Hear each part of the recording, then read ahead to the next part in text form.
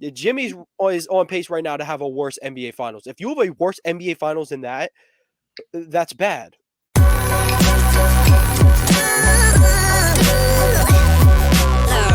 The following is a presentation of the Belly Up Sports Media Network. Let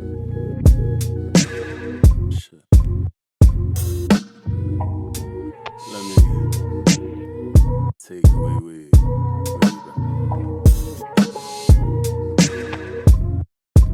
What is going on, everybody? Welcome back to Sideline Summit. I'm Antonio Perez, joined as always by Danny Cole, DC, UPenn's finest, and Chris Culture, CB, Culture Boy. We got another great episode for you guys today. NBA Finals Game 3 wrapped up last night. The Denver Nuggets got a win. Nikola Jokic, Jamal Murray made plenty of history. And the Miami Heat dropped their first game at home. They're really going to need to win this Game 4 and turn into a best-of-3 series heading back to Denver. We're going to obviously talk about the NBA Finals, as everyone is at this time of year. We're going to talk about Chris Paul, as it was first reported that he was getting waived, but then they were like, no, they're going to talk through some things first, try to find a trade partner or contract restructuring. Nonetheless, we'll talk about all that. But before we get into any of that, we're going to talk Summits, Plummets. Danny, Chris, how are y'all been, man? Pretty good. I'll get it kicked off, man. Nikola Jokic, he's crazy, man. And Jamal Murray, shout out to him. He cashed out that triple-double. Anyone that bet that on anything, Jamal Murray hitting triple-double is wild. Yeah, they're rich now. They probably quit their job yesterday. They bet both of them separate too. But yeah, that was nuts. That was crazy to watch. I guess I'll give my Summit. I had one on my head too. Now I forgot. Oh, my Summit is that there's possibilities for half of the Banana Crew to get together. I'm not going to say it because I know we're going to save it for later, but that is a Summit for me. Maybe somebody comes out of retirement, just retired recently. I don't know. My Plummet is hearing that, as Tone said, the Yellow-Eyed Bandit may be passing on Scoot Henderson to get Brandon Miller. Now I think Brandon Miller's cool. The passing on Scoot's crazy. That's my Plummet. Yeah, that's tough, man. My Plummet is Duncan Robinson. Like, his growth as a player has just been awesome. I feel as if I see him actually driving more at this point, putting the ball on the deck more than just coming off those screens and letting stuff fly. So yeah, super awesome for him. I'm just gonna go double Summit. And I sound like somebody who lives in like deep Texas right now, who might live on one of them farms. I'm only talking about the white boys, but Christian Brown was awesome last night. 15 points off the bench. My favorite play, he on the fast break looks Jimmy Butler in the eye and then laid him, because I have a personal agenda about Jimmy Butler right now. But anyway, yeah, nonetheless, 3 games have been awesome. Like, even last night, Heat cut it to 10 with like a minute and a half left, and Mike Malone was like, "Oh, I'm not having none of that." Like, no. But Danny, do you have a Plummet to send our way? Yeah, my Plummet is anyone who thought that the Heat weren't in the game, because so many people were saying Nuggets in 4. So if you really thought the Heat weren't getting a game, you're crazy. That almost sounds like a man who said Kawhi Leonard wasn't getting a game once upon a time. That's a very different situation. No, it's not. It would be more reasonable for the Nuggets to sweep the Heat than for the Suns to sweep the Clippers. And also my Summit is for Chris. It's when LeBron James gets traded to Dallas with Kyrie Irving. He's going to be a very happy man because he's right around the corner. Yep. And PSA, season tickets will not be for sale because I already have them and I'm locking in at that price mark. Cuban better not try to do a funny business if he does slide. Hey, relax. Y'all know that ain't happening. Come on. Nonetheless, NBA Finals, Game 3 last night. Nikola Jokic and Jamal Murray made insane history. First duo ever in the NBA Finals to drop a triple-double. First duo ever to drop two 30-point triple-doubles. All in all, they just had a really good night. Aaron Gordon also tagged along with a double-double and then 5 assists. So I just wanted to hear what have y'all seen through these games? What adjustments have we seen? And then what can we look we'll get to game 4 later, but in terms of these first 3 games, I can start with Chris. Chris, what are we seeing? Adjustments and then the adjustments to the adjustments? Like, I just want to hear your thought process. Yeah, man. I think it's been what we've been seeing from both teams in their respective conferences, like kind of the whole time. Like the Heat won't win if they don't make threes. It's just been that. And then the one thing that the Nuggets have been doing, they've been 7 or 8 deep their whole time. Like regardless, they've run 7 or 8, and at this point, they've been just contributing. Like the Christian Brown game was big last night, but sometimes it's Christian Brown, sometimes it's Bruce Brown. Like Jeff Green gave him good minutes. It's just been everybody contributing around the 2 stars, which has been beautiful. Almost as beautiful as Danny's background right now. But I think just in general, I think we've seen just Jamal Murray kind of reclaim what he said he was going to do. He said a lot of people forgot about him in the bubble. He said a lot of people, kind of wrote him off or forgot him as a point guard in the league because of all the other point guards, coming up and him kind of being out last year. He's just proven that he's a top scoring guard in the NBA, just point blank period. And then Jokic just. What did Gino say? He does. What did Gino say? They wrote me off. I ain't right back. That's what I'm saying. And this is exactly Murray Def ain't right back, man. Exactly he did not. And Jokic is like just being who he is. Like at the end of the day, I think Spoelstra said in the press conference, he was like, you can tell, you can try to turn him into a scorer, but he does so many other things that impacts the game. Even turn him into a scorer creates so much gravity, like that shooters do. Like you have to be close to him. So it leaves Aaron Gordon for cuts, leaves Bruce Brown, Christian Brown for cuts. You know what I'm saying? So, and then Jamal Murray reminds me of a prime Kemba Walker. He got actual hops. I think the last thing I wanted to say too was just off the strength that the Nuggets are playing the same way, but Michael Porter Jr., I think he's been the big deal of it. Like they've been able to do good with him on the court, do good with him off the court. And usually your third best guy, it's not as easily transitionable, like for you to be able to be successful with him doing bad or good. I think that's just, speaks to the Nuggets as a team right now. I agree. One thing I wanted to point out about the Nuggets, when last night Reggie Jackson got in, he had played, I think, 19 minutes of playoff basketball to that point. But Mike Malone, he's simply putting it out there that, like, if your name not Jamal Murray or Nikola Jokic, or I'll say Aaron Gordon as well, I don't need you. I'm like 10 guys deep. I can go to anybody. Jeff Green has been awesome. He had one play where I think he got a transition, made a super tough contested layup. I really like that. Christian Braun, I want to say Christian Braun so bad because that's how his name's spelled, but Christian Braun was moving off ball really well. He was really good, just hustling all of the court, offense, defense. And even when your stars are battling, making hustle plays, like I didn't think Jamal Murray had 10 rebounds. I thought he more had 15. He was just fighting for his life on the glass. Aaron Gordon fighting for his life on the glass. And not a direct shot at Michael Porter, I think, but it's kind of example dude, if you're not going to play how I want, this is how it's been for Michael Porter's entire career. If you're not going to play how I want, I don't have to play you. So, yeah, I think he is the key. Once he starts hitting his shots, once he starts making better defensive rotations, it could get uglier than it already is. But Danny, since me and Chris mainly talked about the Denver Nuggets, what do you think the Heat have to do in Game 4 to knot things up? What do they have to do to knot things up?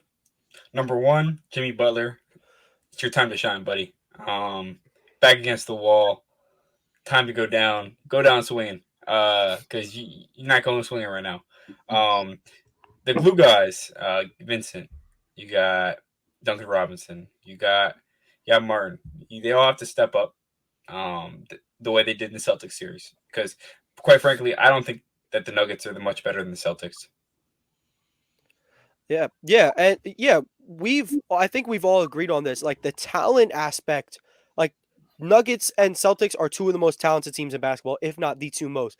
And the difference just solely relies on one, the Missoula coaching. versus no, it's Missoula Yeah, versus it's coaching, but it's also how the star players are doing it. Like I saw a stat. I don't know these numbers off the top of my head, so don't they come from me. But Jokic and Murray, they assist each other. They play off of each other much more, like physically. Like I'll assist you, you assist me. We're gonna pick and roll these dudes to death. Vice versa, Jamal Murray, you're gonna come set a pick for Jokic, and we're gonna roll. Tatum and Brown, they feed off of each other's vibe. Like, there's no such thing as a vibe assist, but like if Tatum gets going, Brown's gonna be like, oh, he getting going, I'm gonna get going, and but they won't physically run with each other. Like they're not gonna run pick and rolls with each other, which would be awesome if somebody could put that in the playbook, please. Well, But when Missoula gets fired 15 games into the season after starting 3-12 and Sam Cassell boy, takes over, Good Lord. yeah, okay. y'all be good. And I do want to say, Celtics start out every year hot. I wouldn't. Well, not 2 years ago, but no, we ain't starting no 3-12. Stop yeah, it. I think it's one more thing too that we forgot about with the Heat. Caleb Martin, and I think Danny mentioned them, like not contributing as much. The difference with Caleb Martin this series is they're actually exploiting what his weakness is. Caleb Martin's playing powerful for the Heat. Joe Mazzulla went to too big for a minute and kind of went away from it. What the Nuggets are, I mean, the Nuggets big is Aaron Gordon, which is a faster, quick, twitchy, power forward.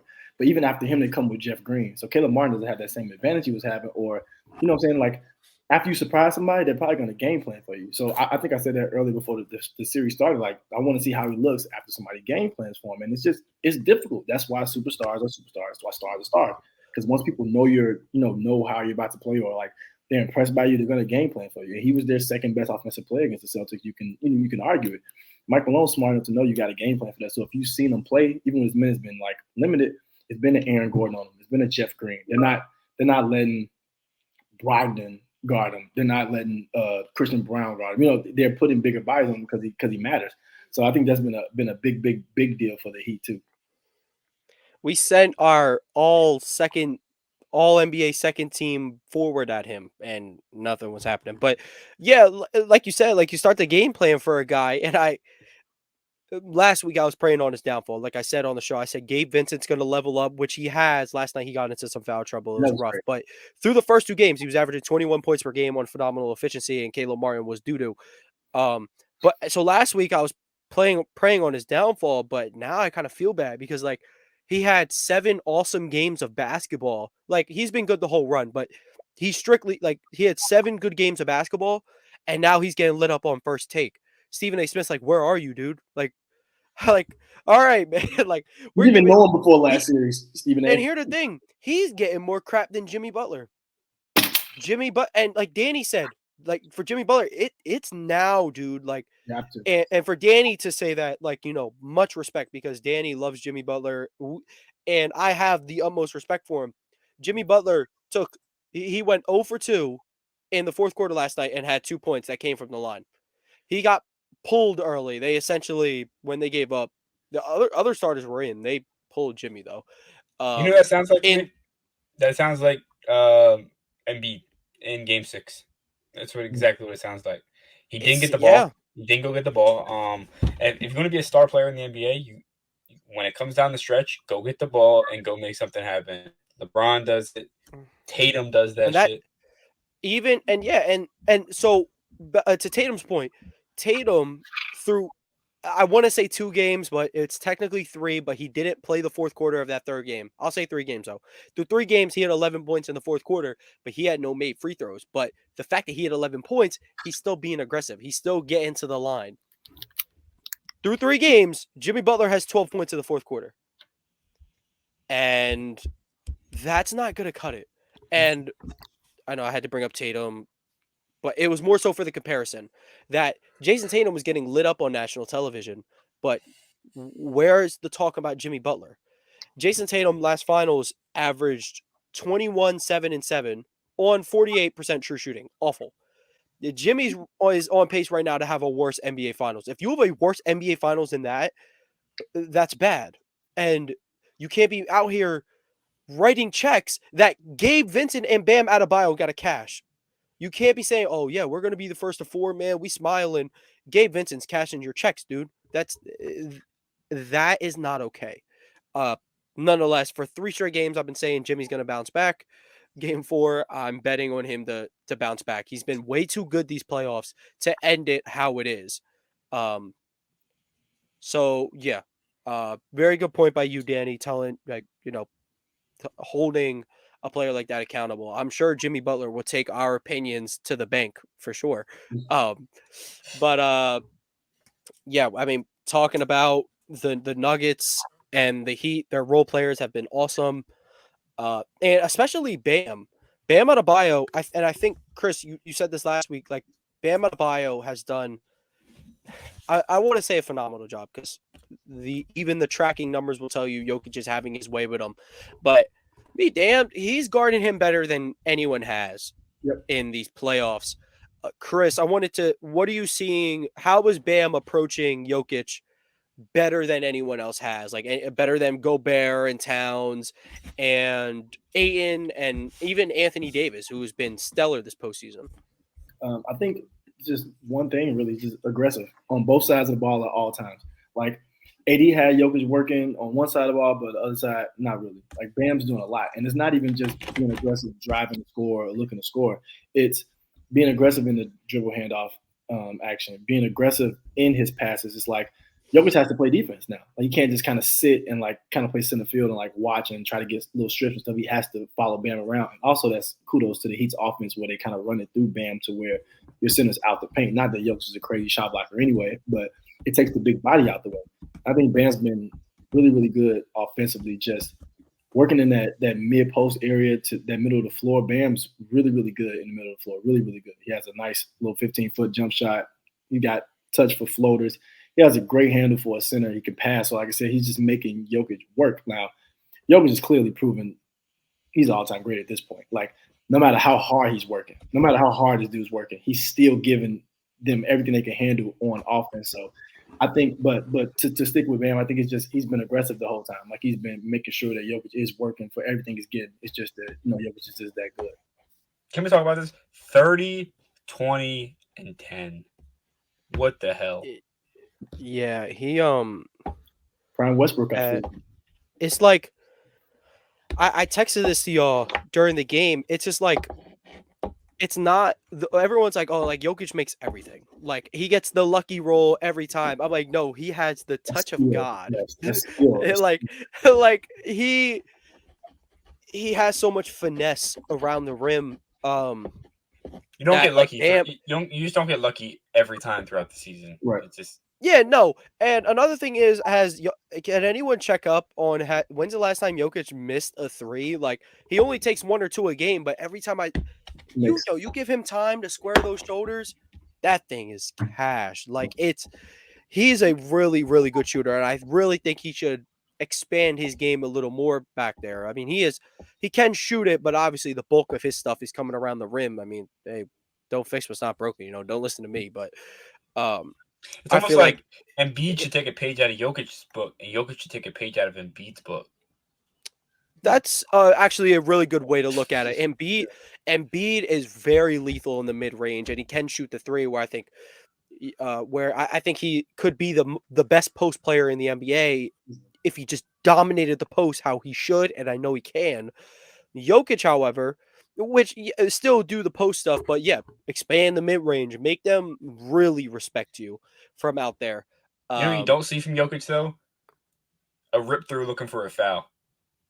Oh, Joel. No, you saw him practicing it when he stole it from him. Yeah. And I respect that. Like he does rip through, but he is looking. The intent is to put the ball through the hoop. No. Yet another though. I'm saying you don't see that from Jokic that much. Oh no, he's not foul baiting. No, he's straight punishing people, elbows and back like to the stomach. Like this dude, every time he drives, like if he gets the ball in the mid post, y'all game 4, please watch this. I'm gonna text the group. Bro, he's straight bully ball. Dude, like he's so much and he is the Joker he's the Joker of the NBA. He's a maniac. He's looking to hurt you. He doesn't care. He really just wants to win, and I He really can't hurt do. me. The air quality hurt me already. Oh He my can't. God! Hey, it's been getting better though throughout the day. It started at like it was 400 like at midnight. Oh my That's God. bad. Uh, Hazardous is 300 plus. So and now last time I checked it was like 170, which mind you, anything above 50 is just unhealthy. But I mean, um, progress. look, man, we're Nonetheless, yeah. Nonetheless, to wrap up, obviously we can all have our final thoughts on the finals. our finals thoughts. Yeah, our NBA finals thoughts. Oh, it was bad. Uh, I don't want to say like I said, I went on my spill. Jimmy Butler needs to step up, and he needs to stop. You can say the things you are, just you do the backing up. Gabe Vincent shouldn't be doing the backing up for you. Like you don't. Duncan Robinson, I'm not that it's saying he is, but Duncan Robinson's been balling. He shouldn't be the one backing up your talk. And Bam Adebayo, there would be nothing stopping him on this planet from being the consensus fourth best center in the league if he could just put an entire consistent playoff run together. Because, against the Celtics, he was real stinky. But this series, I mean, last game, he wasn't super efficient. But, to me, he still looked like the best player in the Heat. He still was making the correct passes. Like you said, being aggressive off the fake dribble handoff and making Jokic work, which doesn't seem to make him tired for some reason. But hey, y'all got any final thoughts before we move on to the Chris Paul news? The clock is ticking, Jimmy Butler. You got 24 hours to make something happen. The clock You is have ticking. 24 hours to respond. But nonetheless, let's talk about Chris Paul. CP ringless. Who, yes, CP0 was reportedly going to get waived. And then now them and the Suns are looking to either restructure the contract or find a trade partner, or they're just going to waive him. And my question, I can start with Danny. What team, one or two, if you have two, then you could talk both. Where would you want to see Chris Paul go, continuing his illustrious career? Well, there's a few teams you could see Chris Paul in. The more I think about it, I do not want Chris Paul to come to Philadelphia. He's old. He doesn't really bring much to the table for Philly, what they need. If Harden's still there, CP3 can stay the hell away. Because having two players who can't defend, who are just ball dominant, that need to it's not going to happen. So Yeah, I agree. Stay out of Philly. Yeah. I do like him in Boston. I think a sleeper for this. It could be. It's going to sound weird. Is the Cleveland Cavaliers? What, right in some bench unit maybe behind Garland? Because mind you, if he gets waived, then no one's gonna pay him anything. So Exactly. I think I see it. I think he could be the best six man in the league. I think he'd be huge for the development of Darius Garland. Huge.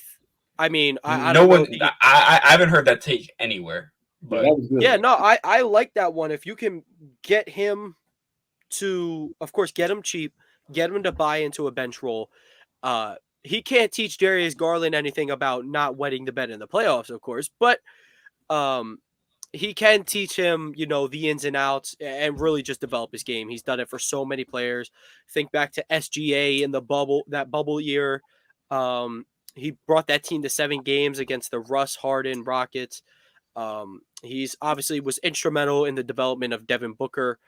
Devin Booker I'll tell you this: if him and Harden want to link back up, CP3 gonna be playing the bench because.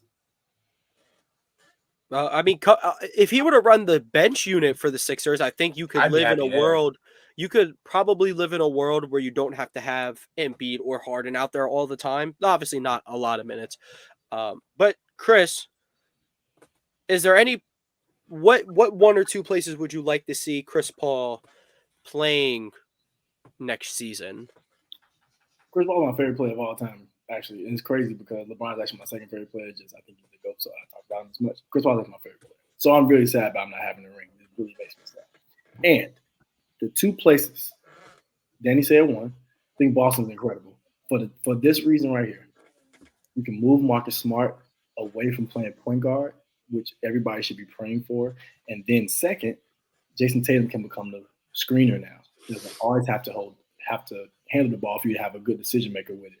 I think that opens up JT's game a lot. And hopefully they hold on to JB. Chris Paul will get easier shots for Jaylen Brown, so he won't have to dribble with his left hand until he gets it together. He won't have to because he'll get easier shots. And I think that opens up the Celtics game even more. Robert Williams is even more open for lobs. I think it opens up what the Celtics already have, but like times 10. The second place, and it showed last night, Miami. Swap Chris Paul with Kyle Lowry, same age-ish, please. I think they're in that game because I'm not saying Kyle Lowry made a bunch of mistakes. I am a well-known Kyle Lowry hater, I'll admit it. He actually played pretty decent yesterday. But I think what Chris Paul excels at is when the game is going awry to an extent, he's the person that slows it down. He'll walk the ball off the court. He'll get you into the right offense. He'll get Bam into the right place. He'll make sure Jimmy gets a good shot so he can't disappear in the fourth quarter. I think just his IQ at the end of the day, no matter what scoring he brings, he's going to make sure he facilitates and brings IQ in. He still gets steals as an old dude. I mean, I think he'd be the perfect guy for the Heat for the simple fact that the Heat are going to make sure he stays in shape, try to keep him healthy enough, and when it's time for him to play, he'll be ready to play. So I think the Heat and Celtics, I would slightly put the Heat over the Celtics in that place because I think they really need a point guard. I think the Celtics can still make it work with Rodman, Smart, White. They have so many guards, so I think they don't have to have them. I think the Heat, if they don't get Dame, Chris Paul should be their next best option. Yeah. Obviously, I like Boston as a place because Jason Tatum's not on the court. They had a negative 3.2 net rating this postseason, and that's just entirely unacceptable. And when he's not on the court, Marcus Smart is the main man handling the ball, and Jaylen Brown is the main scorer, and it's just not going to work out. It really doesn't work out, and I love Marcus Smart as much as anybody. And yes, the Celtics have found the most success with him as the starting point guard, but no, the Celtics have found the most success with Jason Tatum hitting the weight room. Another spot I would like, yeah, I think I have one thing to share before you continue. Trying to add it. Sorry, just give me 1 second. Can you see this? Not yet. And then add it to the stream. What are we looking at? This is we're talking about Chris Paul. This is a must to talk about. Chris Paul hits the three and cuts the lead down to 42. You just wasted like 5 seconds of my life. I'm not gonna lie. Nonetheless, Milwaukee is a place that I would want to see him go to. I think a backcourt of him and Drew Holiday lets Drew Holiday run back to his natural position as shooting guard. You don't really have to start Grayson Allen, and you don't have to rely on his health or his antics anymore. And I think he'd be much better as a bench piece. If you can bring back Chris Middleton, assuming Chris Middleton, he should accept his money, but if he doesn't, bring him back. Want him or Brook Lopez, whatever you feel need. Brook Lopez is going to want money. Nonetheless, you bring one of them back, get the spacing nice. Then you can run that Chris Paul, Giannis pick and roll. I think that can be pretty lethal. If you get a stretch big, it's not Brook Lopez, then the spacing is just going to be awesome. It's going to open up the floor. I think defensively and just intangibles wise, Chris Paul and Drew Holiday is a very nasty backcourt. They're going to make winning plays. They're not selfish. Well, Chris Paul is selfishly selfish. No, selfishly unselfish, maybe. It's almost like Steve Nash. Like Steve Nash was so good at scoring, and he refused to take over games with his scoring, but they needed him to. Chris Paul, a little bit of the same, but no one expects him to be a scorer at this point, which if they can bring back Chris, he's the fourth scoring option. And then he could just run offense and, just be a leader for a squad that clearly needed it in the last playoff run. I don't know if you consider one series a run, but Yeah, that's just my thoughts on who I think. I agree with the Celtics. I honestly agree with what everybody said. I really like the Cavs when Danny said.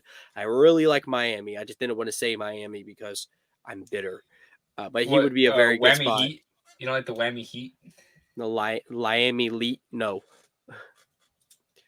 Oh, I only root for Miami FC because Messi's in town. And there's $10,000 ticket prices in town too. Price is going up. I This mean, is- I ain't going to no soccer game soon, but This is more expensive Yeah. to get into that right now than to get into the Heat's finals game. they gained like 4 million followers on Instagram yesterday. It was crazy. Messi's different. Dude is different. He is. And you know what's the funniest thing about it? They're like some account posted that. They're like, "Oh, Inter Miami like gained 4 million followers." And some Ronaldo fan was like, "Oh, that's it." And they showed like Saudi Arabia's like Instagram boost. I'm like if you ever hear an argument between the two, Danny knows I used to be a Ronaldo guy, mind you. I don't know much about football, but Danny knows I used to be a Ronaldo guy. But the only Ronaldo fans' main argument is like 6-pack, jumps really high, scores goals, Instagram followers. That's just it. Like Messi is the more Ballon d'Ors. He is the World Cup. He's like actually a better football player. Um, I remember a while ago, Danny would be like I'll be like, but what makes Messi better? He was like, he's just better. Like Danny doesn't use the eye test a lot on me, but he was like, just watch him, like, and you'll know. And then when I really got into the World Cup, Messi blows that fraud out of the water. Who got benched. I don't know, but nonetheless, do we have anything to say about Chris Paul or the NBA Finals before we move on? I think We move on. I got one. You Want got to move on? I got one. Chris, do you have some? Outside of Miami and Boston being my two favorites, I wouldn't mind Chris Paul like going to a team like, and it's gonna sound weird, the Grizzlies. This is why I say that. If it's anybody that can help a locker room, I think Chris Paul can do it. And also, if you're gonna miss for a good portion, he can't help John Morant, man. Yes, he can. Yeah, he can do it. Trust me, I got faith in him. And this is why I think so. Even if he can't help John Morant, he can help the Grizzlies because if John's going to miss 50-plus games, at least you have a point. Well, you have Tyus Jones. I forgot about him. But, I mean, I think that point guard room would be different with him. Man. But I like to see him either in a place to win a championship or a place to mentor a good young guard, even like a Halliburton or something like that. Like I said, I think his value is in either raising your team from being really good to a championship contender or like he did the Thunder and helping your young player, maybe make the playoffs for the first time. I'm surprised you didn't say Lakers. It ain't there. I know you are. I know. And I'll tell y'all why. Just gonna keep it real brief. It would be hard-pressed for me as a LeBron and Chris Paul fan, my top two players, for me to realistically tell myself 2 38 and 39-year-olds going to be healthy come when it's really time to really play. And then we had Anthony Davis, whose body's 46 years old. So that would be very, very difficult. Now, if Chris Paul signs a minimum, great. But I don't see that happen. He's going to get as much as he can. So that's the only reason why I didn't say it then. It's been on my head.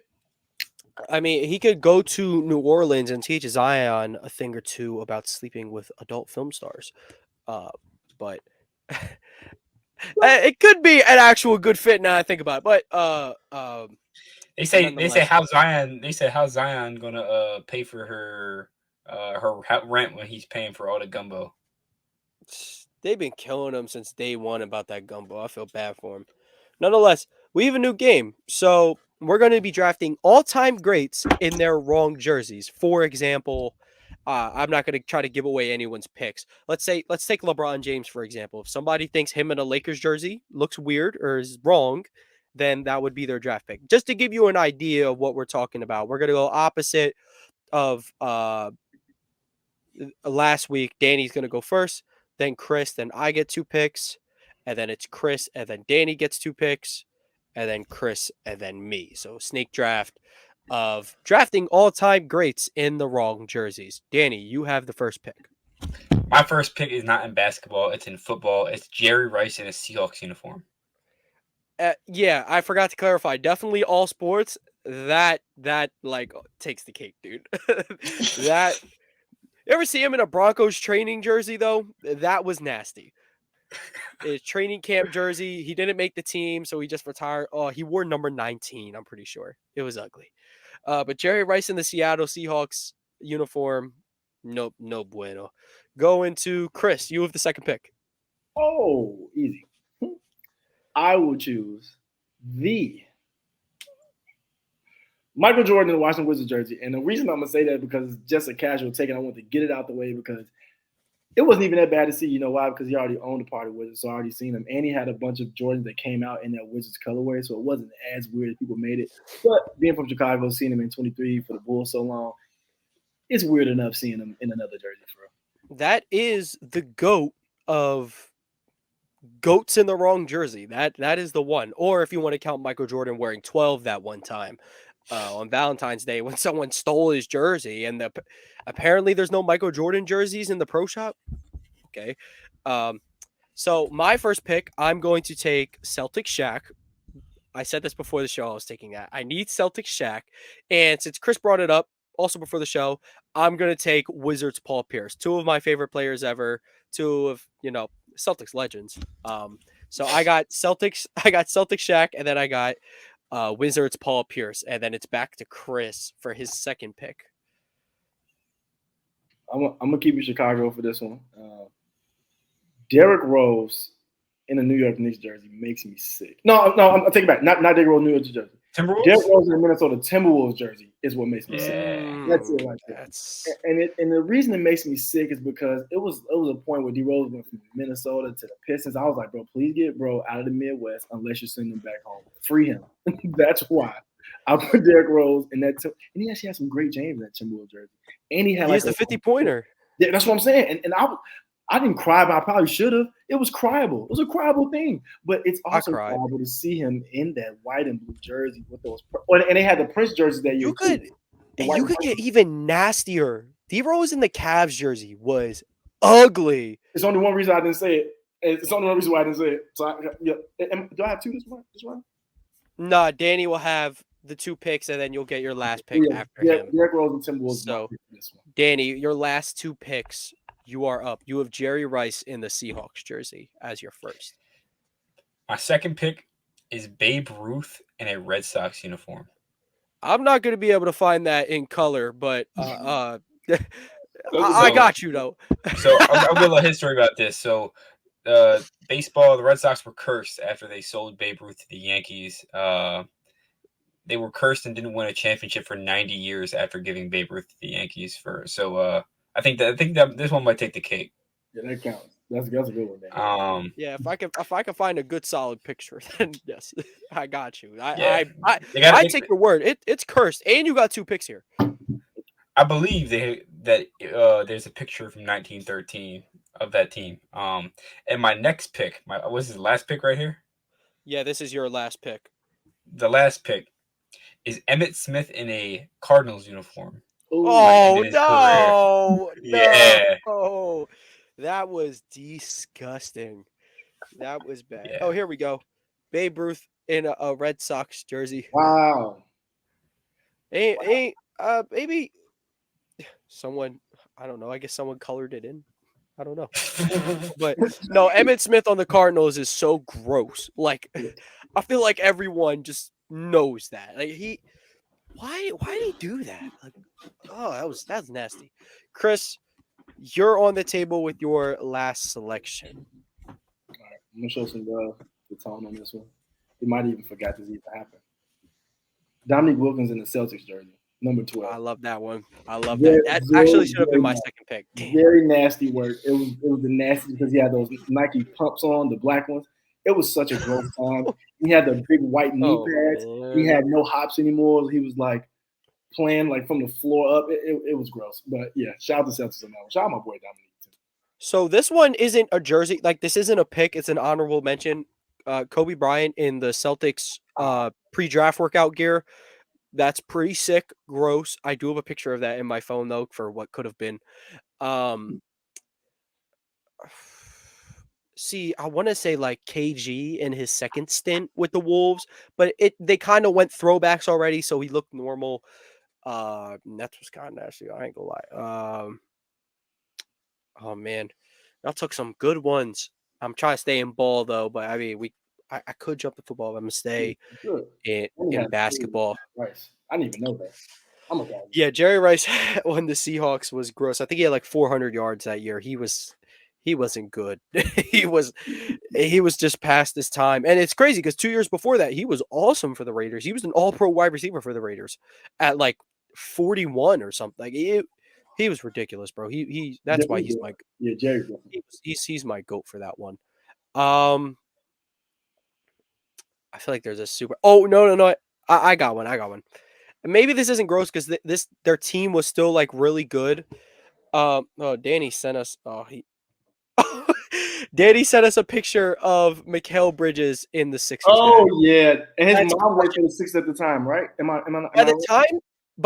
the time he got that headset on, he was already traded. Yeah, unreal.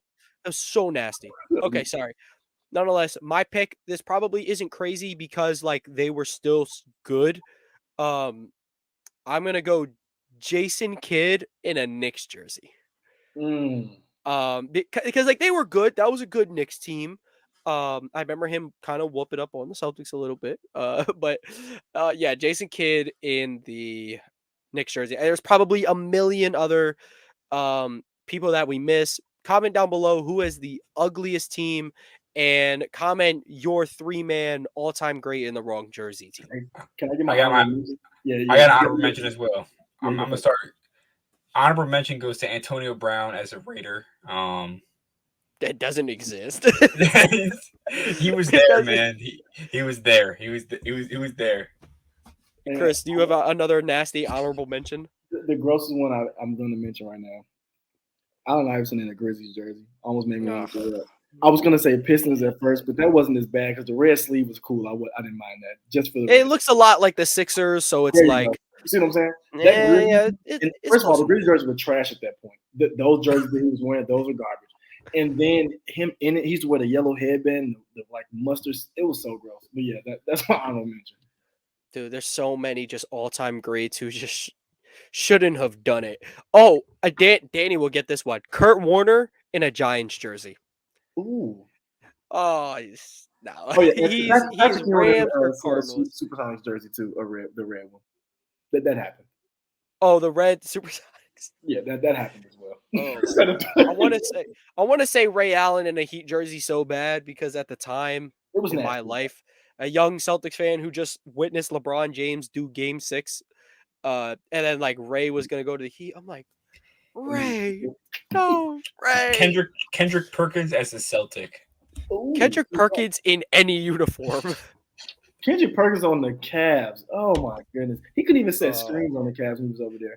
That might be our one next week. Like we'll draft just dudes who did nothing, and there's like 3 dudes on that team that like did nothing. And like there was Kendrick, there was Jaron Williams, or I think another right one. Jawad, Jawad Williams, I think same one. I mean, yeah. And then unfortunately at the time, Chetty Osman. But shout out Chetty. Ready? Shout out Chetty, throwback to when we were in middle school and we used to say JaVale McGee on the Wizards. JaVale, man. We used to make fun of him, bro. So we used to do drafts like these. Like it would be me, Danny, our guy Darren, our guy Dan. We would do fantasy drafts of anything. Like I probably have the notebook somewhere, but we just open up, write our names, point guard, shooting guard, small forward, power forward. And one time we just had a goofy one. Like you could just draft anything. And it was like the entire page long. And nobody was drafting a basketball player. But the fact that I took JaVale McGee with my last pick was just utterly hilarious to us for some reason. But yeah, nonetheless, another great episode. If you guys are watching on YouTube, make sure you like and subscribe and turn on post notifications so you know when we release, usually Wednesdays, but today is going to be Thursday. And if you're listening on an audio platform, you make sure you download, follow the show, and whether it's Apple Music, Spotify, they'll give you. Yep, Danny's got the Spotify up in the background. And vice versa. If you're on the audio platform, come over to YouTube, subscribe, make sure you show some love. And if you're on YouTube, go over to the audio platform, download, and make sure you follow us. Follow us on Instagram, follow us on Twitter, TikTok, all social medias at Sideline Summit for exclusive content there. Danny and Chris, do you guys have anything to say before we get on out of here? Yeah, stay tuned because we will be soon looking for a partnership with DraftKings to get some Don't bets spoil in. it. Don't spoil it. I can't bet. He can't bet. He cannot bet for a good 5 months, and I can't legally bet on sports for But another I 5 can. months as well. But So Chris why- can, and he does. No. So He's under law, I can bet, but under NCAA guidelines, I cannot bet. NCAA is doing you bad because you're not even like technically NCAA. But Well, so depending on the contents of my knee, which I hear back from the doctor tomorrow, we will see. we will see. Chris, anything to say before we get on out of here? As always, Asia Wilson. Well, not as always, but today Asia Wilson plays basketball. So if you have a TV that works or a streaming platform, you should go watch it because she's one of the GOATs in the WNBA. That's all I'm saying. If Asia Wilson and Kelsey Plum are playing basketball, it's a You great should game. watch. It's good So basketball. even though Kelsey and Sabrina have been low key stinky. Sabrina and Brianna Stewart both set out yesterday, and I literally cleared my schedule to watch the game. I turned it on. I'm like, looks like the Sabrina been stinky, bro. But nonetheless, from DC Comics, from AP New Freezer, and what's one for Chris? CB. Chris Brown and Rihanna. Nah. All right, hold on. I got it. From DC Comics, from AP New Freezer, and from Culture 2 by Migos. We hope you enjoyed this episode, and we'll catch you guys next week. Peace.